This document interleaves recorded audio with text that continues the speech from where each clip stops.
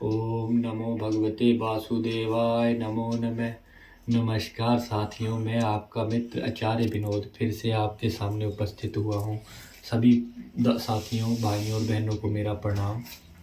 नमस्कार साथियों, इस बार बात कर रहे हैं बहुत ही गहन मुद्दे के ऊपर। मैं आना नहीं चाहता था आपके इस मुद्दे के ऊपर आपसे बात करने के लिए, परंतु मेरे को आना पड़ा।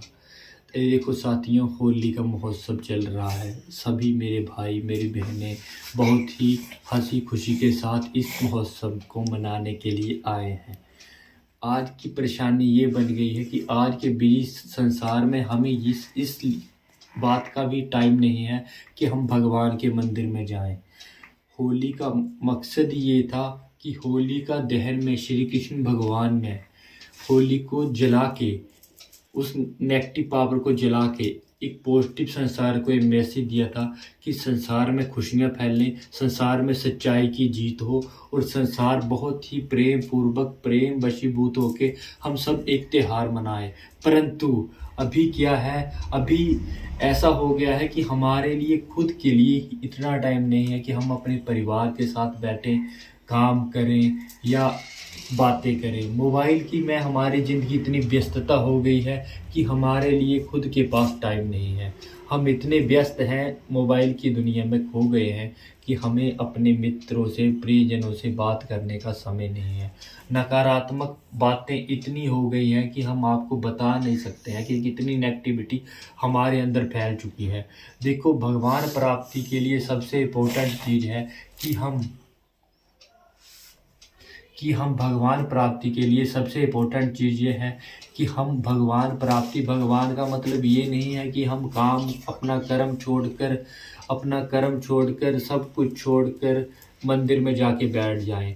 आप जो भी काम करते हैं, भगवान, अगर आप शिद्दत और सच्चाई के साथ उस कार्य को करेंगे तो आपको मोक्ष की प्राप्ति होगी।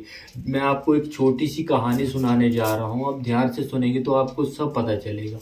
एक गांव में एक चोर रहता था और उसका काम था चोरी करना, लोगों का खून करना, ऐसे पाप करता था। एक दिन वो एक महात्मा से मिला। महात्मा ने उसको कहा कि महात्मा के पास वो चोरी और खून करने के उद्देश्य से गया, पर महात्मा जी उससे नहीं डरे।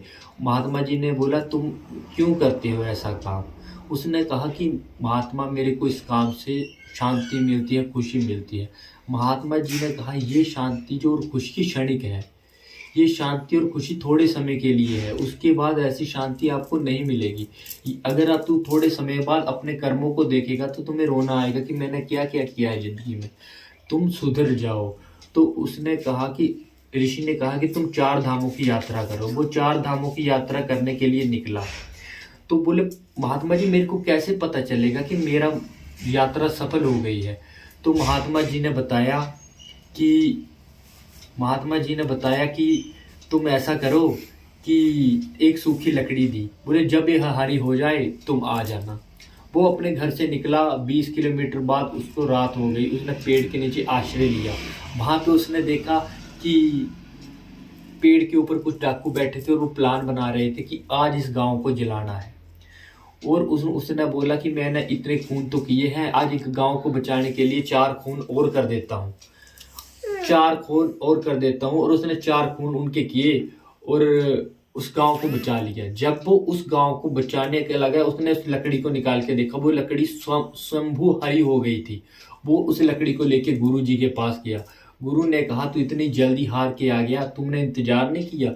उसने बोला, गुरु जी, ये लकड़ी हरी हो गई है। तो गुरु जी ने बोला, ऐसा कैसे हो सकता है, तुमने ऐसा क्या किया? उसने बताया कि मैं तो 4 और खून करके आया हूँ।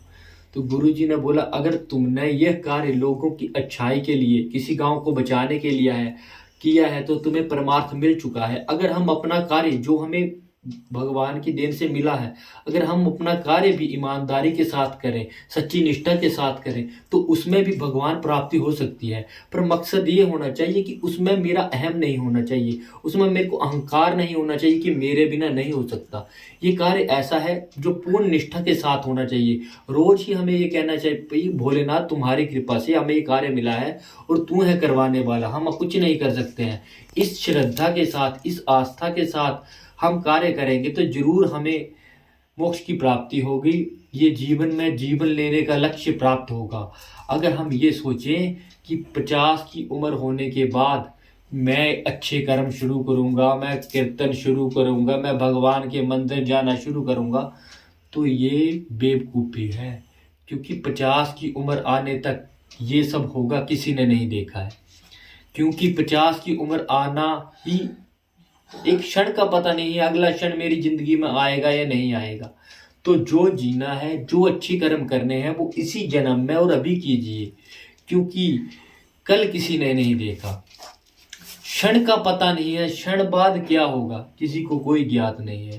तभी मेरा सभी भाइयों और बहनों से अनुरोध है कि अपने अंदर ईर्ष्या, लालच, द्वेष, अहंकार की भावना छोड़कर प्रेम पूर्वक रहें, शांति के साथ रहें।